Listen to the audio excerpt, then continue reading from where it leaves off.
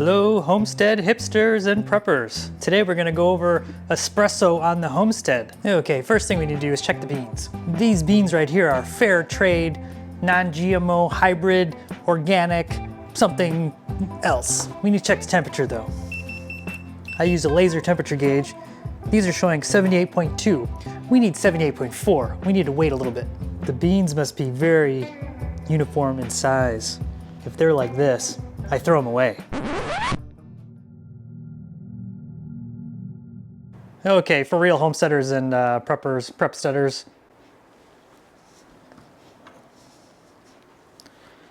Okay, we're gonna go over espresso and good coffee on the Homestead for homesteaders and preppers. One of the things, people that know me personally kind of call me a coffee snob. I will agree somewhat. Work in the military, I've gone to Europe plenty of times, and they have really good espresso drinks. And I used to live in the Pacific Northwest, and espresso was a way of life. So I still tend to like good espresso. But living off-grid, remote on the Homestead, it's a little difficult at times. You just can't jump in the car and go to Starbucks, which Starbucks really isn't good espresso, but that's another thing. But, oh, and you gotta love the shirt too, because it's truth. 3 options I'm going to go over today that are a good compromise for good espresso on the Homestead. I'm not so hardcore that I, roast my own beans and things like that, but I have 3 good solutions that will work for most people. If you're like most people that think of espresso drinks, they tend to think of the sweeter and the sugary. I sometimes fall into that category, but I do like a sweet, like a cafe mocha or a caramel macchiato at times, and I do crave it at times. And the cheapest alternative I found for like just a quick, easy, like, I want an iced mocha, like, I just want it quick, is actually these Starbucks pre-mixed. This one's cafe mocha. It's literally, I'll go over the ingredients right here because I do watch the ingredients. There's a lot of these pre-mixed ones and you look at the ingredients and it's like a science project and I just will not touch them. I do get, for emergencies when I'm driving, the Starbucks, the little double shots, the little tiny can. It's literally just milk, espresso, and sugar, and I think like 1 preservative and nothing else. But if you get the bigger can, it has like 50 ingredients of all kinds of stuff that I just will not drink. So the small cans aren't bad. These are not bad. These are, let's see the ingredients. Let me find this. Oh, here we go. Ingredients: reduced fat milk, brewed Starbucks espresso, sugar, skim milk, cocoa, natural flavors, salt, and carrageenan. I think it's like a thickening agent. Looked it up before. Not bad, not horrible, not the greatest, but you buy one of these. These are about $6 and something, and it probably equals 10 or so Starbucks $6 drinks, So I think this is 40 ounces. So for me, I get a small cafe mocha iced, which is 90% ice. So you fill a glass up, pour this in, and you're good to go. Tastes almost just like Starbucks, and you can actually heat this up too if you like them warm. They have these in, I think, vanilla mocha, maybe just vanilla. They have the mocha, which is the one I get all the time. The caramel one, I love caramel macchiatos, but I believe their caramel macchiato that they sell in this jug, it's too sweet. It hurts my teeth. Like, this is tolerable with some ice, and it tastes about the same as the Starbucks. If I ever do get a caramel macchiato at Starbucks, I tell them like 1/3 of the caramel that they use, because good natural caramel is actually pretty tasty, but I don't need a lot of it. So this is the cheapest, quickest alternative to having Starbucks espresso style drinks, because it is Starbucks, but it's pretty good. And like I said, there's not many on the market that have good ingredients. 99% of the time, my drink of choice is a latte or a breve with nothing else in it. Okay, now we're gonna go over the next alternative. And this one is just really good.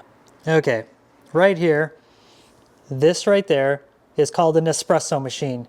And this is the Nespresso, I forget what it's called. I'll put it in the description down below, but it's their milk frother. And if you look at it, it's got a little whisking thing in there. This uses Nespresso pods. And what are Nespresso pods? I will show you here in a second, but what it is, it's a little coffee pod, kind of like a Keurig, but it does espresso. And what I love about this machine, this is their cheapest one. You just put the water back here, plug it in. It's got a little thing here, so if you got a bigger cup, you can put it down there. My favorite feature of this though is this lever is manual. My first Nespresso machine I bought, I think I bought it about 12 years ago at Bed Bath & Beyond. It was on clearance, and I used it for years, and then it didn't have a manual mechanism on it, and it actually was a motorized mechanism, and it failed. It lasted me for maybe from 2012 to 2015 or something. Then I bought this one with the manual lever, and it's now 25. It lasts a long time. The frother, I just literally replaced it. It was the original one that I had from 2012, but it uses non-stick on there, and it was starting to peel off. So I threw it away. I got a new one. So this right there, you open it up, drop in your cartridge, drop it down, hit the thing. You got a button here. You hit the size you want. This is a single shot, which is the standard espresso size, one shot, or this is a double shot. They call it a longo or lungo, a long shot. You got to remember though, there's only so much espresso in these capsules, and the long shots are a little bit more watery and more almost like an Americano. They're still not bad though. So these are the boxes the Nespresso pods come in. And believe it or not, this one's Starbucks. I don't like Starbucks. Okay, here's the best thing about the Nespresso. So the Nespresso's been out over 10 years. So what does that mean? Their patent on their pods is over with, and you no longer need to order Nespresso brand pods, because they used to be like $1 a piece for one of these little pods. Now I buy a whole pack of these. This was $1.99 for 10, so much cheaper. And what I love about the Nespresso machine is it is consistent. So let me show you one of these right now. So these are the Nespresso pods. And if you're gonna buy them, they got them, you can go to TJ Maxx, any of those Bend and Dent food stores. My favorite Bend and Dent in Harrison, Arkansas has them actually. I buy them there, I buy them anywhere. You gotta look around though. A lot of them will say for Nespresso, but you gotta look at the material. This one, if you can tell, it's aluminum. It's a little aluminum pod. For some reason, they make plastic ones and they just do not work as good. I don't know what it is, but they don't work as good. So stick to the aluminum ones. And you gotta watch out. A lot of the discount stores will have decaf. I don't know why decaf in coffee for me, it just doesn't make sense. So you always have to make sure it's not decaf when they're on clearance. But I get these when they're on sale, and I'll show you how it works right now. Okay, first thing I do, plug it in. You just tap the button once to kind of wake it up. There it goes, you can see it. Lights are turning green. Make sure there's no pot in there. There isn't. This is your milk frother. So what I will do is, I'm going to do a breve. So there is lines in here. You got to watch out because this does come with a separate attachment, and it's got magnets in it.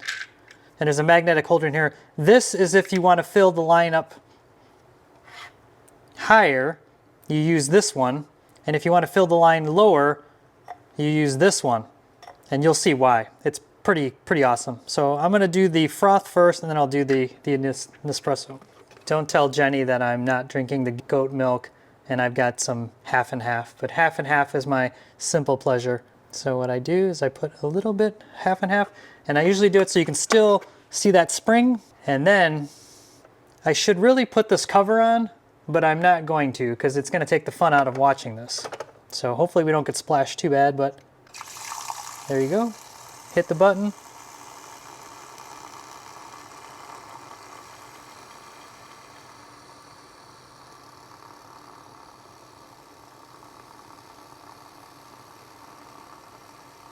And believe it or not, it's actually, I'm gonna do this real time so you can see how long this takes. It is frothing the milk right in front of your eyes. I mean, you can see it's rising up. And I've made the mistake before where I put too much in there and it will overflow. So do not try to fill it higher than, and you can't really tell too, but it's heating it up. And there it goes, it's done, bingo, done.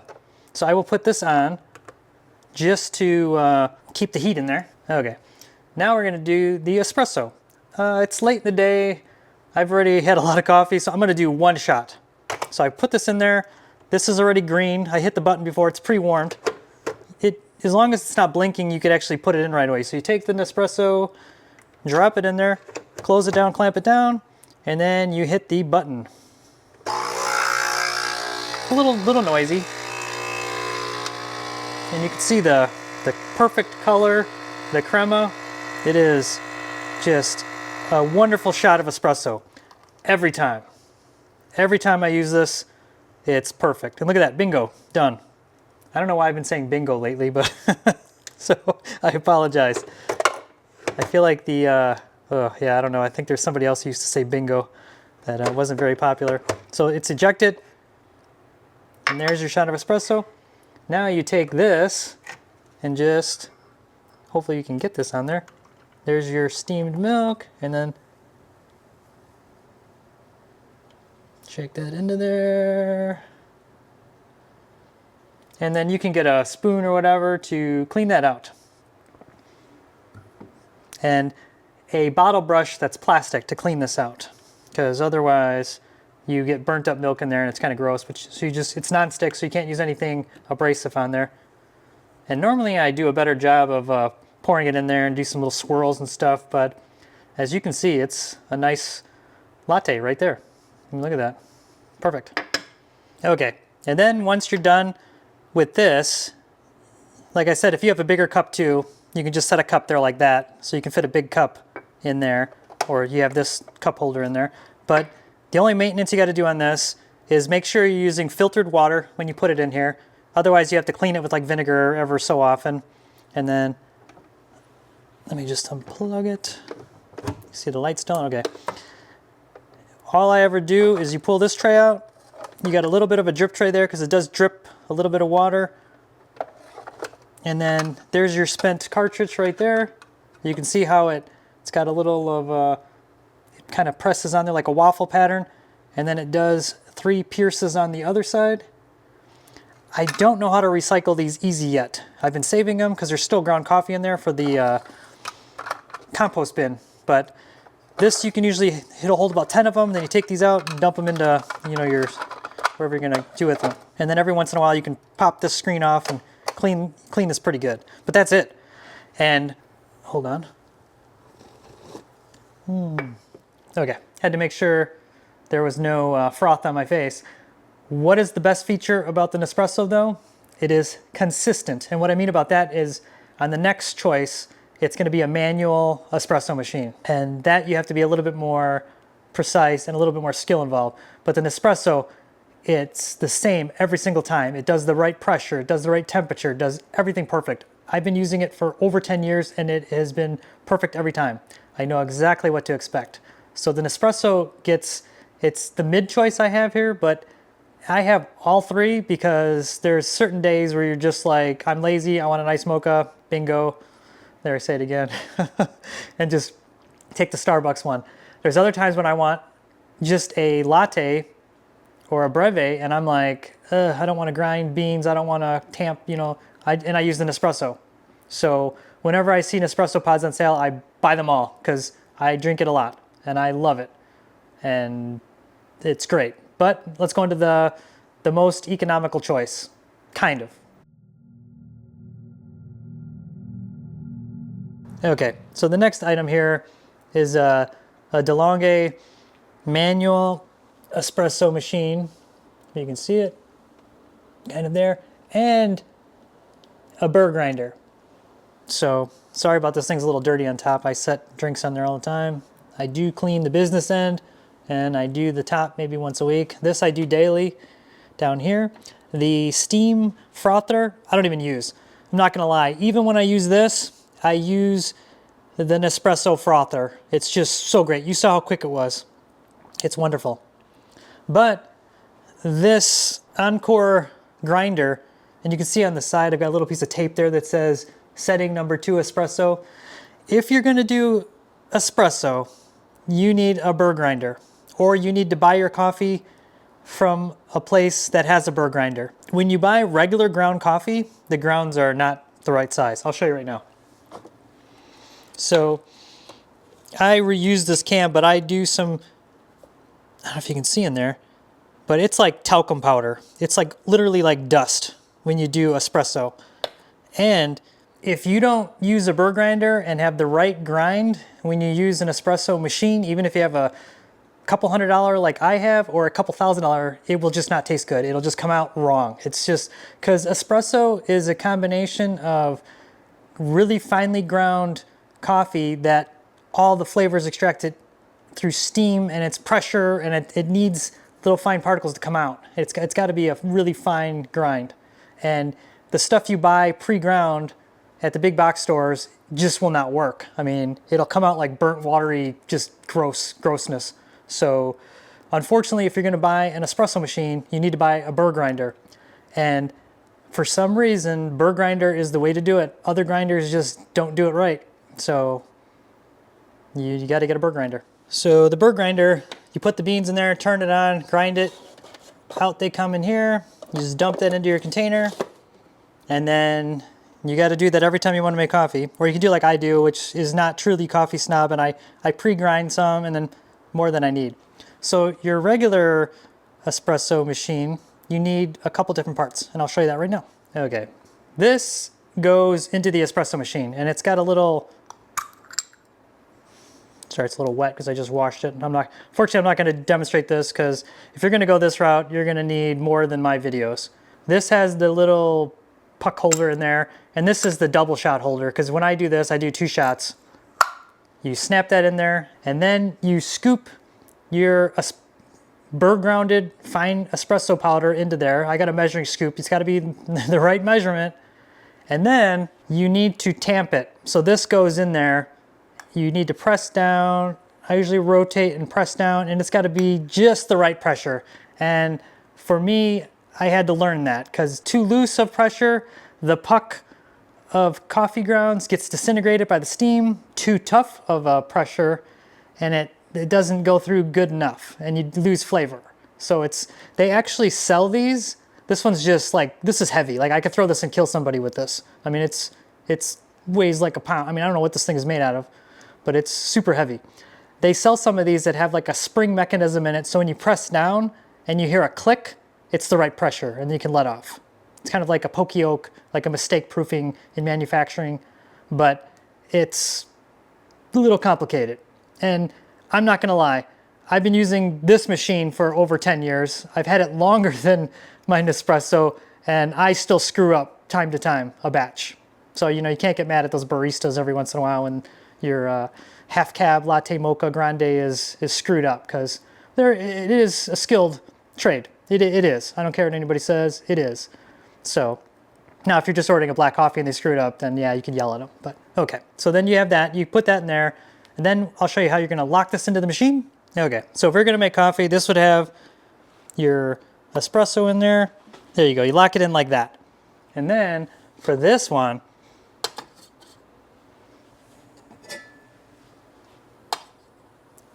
so this one I would put 2 espresso cups down there, because it's gonna do 2 shots, since I did a 2-shot puck. And I'll be honest, I never do that. I don't put 2 espresso cups down there, because I'm not gonna take these 2 separate espresso cups and then pour them into my other cup. So I literally remove that. I can just take my cup, put it in there just like that, and then do my 2 shots. And this one, you actually, when you turn it on, it'll be the single, double, and they're kind of both blinking. And you got to wait for them to stop blinking. That means it's the correct temperature. Because sometimes if you hit it too soon, it comes out bad. Sometimes if I wait too long, it comes out bad.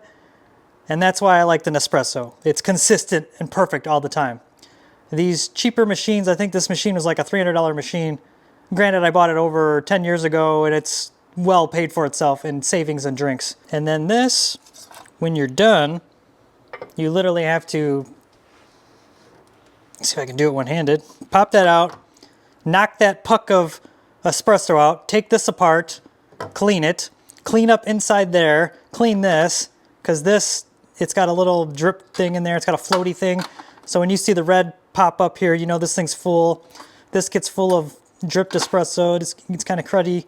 You got to clean up in there. Same thing on the back. It's got a water reservoir back there. Put filtered water in it, and I usually store that up there like that. Had to do a quick face check, make sure I didn't have froth on my mustache, but there you have it. 3 very easy options for, well, I shouldn't say easy, because the last option, it will pay for itself in the long run much better than all the other options. The cost per dollar to run it is pretty low, because you can get coffee really cheap, grind it yourself, you know, it goes a long way. But there's some practice, there's some skill to get it perfect. If you're one of those casual drinkers where you just want a latte every once in a while and you want it to be great, I would fully recommend the Nespresso machine. You got to watch out though. They just came out with a new one. My old work used to have one too. And it's like the pods are like double the size, these big dome looking things. You can only get them from Nespresso. They're really expensive. And honestly, I didn't notice a difference because I had this machine at home and I had that at work. And the other one is just so much better, so much cheaper machine, and it's just good. So simple way, just buy the premix Starbucks or do the Nespresso and the Frother. The Frother is so good. I love that thing, but the Frothers are not cheap. I think the Frother is like $100, unfortunately, and the machine itself is like $100. What I do is wait for Black Friday or any of those like super holiday specials, and I think I paid $150 for the set with the Nespresso and the Frother. I got them together, really cheap, so it was like 75 bucks a piece.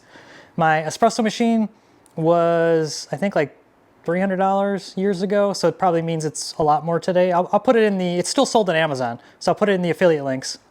And the tamper was like maybe $20, and you know, some of the accessories you got to have, and then barista school, you know, learning how to tamp correctly, learning all the terminology like crema and, you know, tamping, and rest be assured you don't need to measure the temperature of the beans. And I've seen people like that, though. Those are real coffee snobs.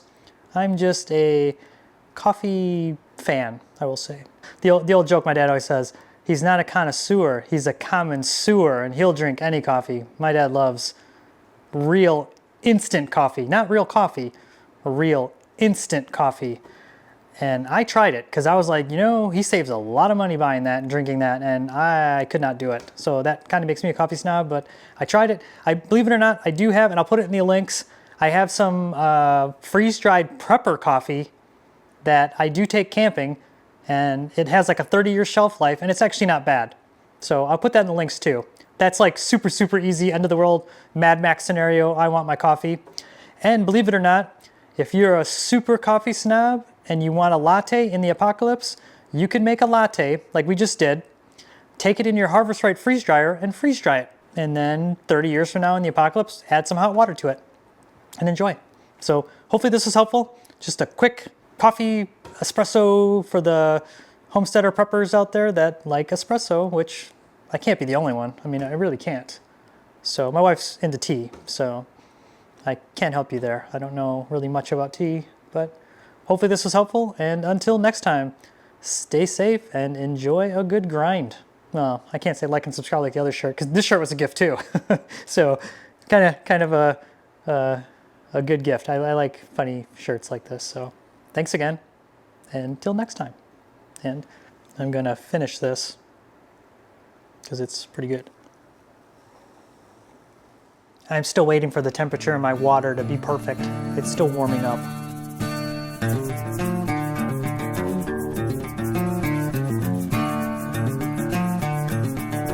I'm gonna end it there. Thanks.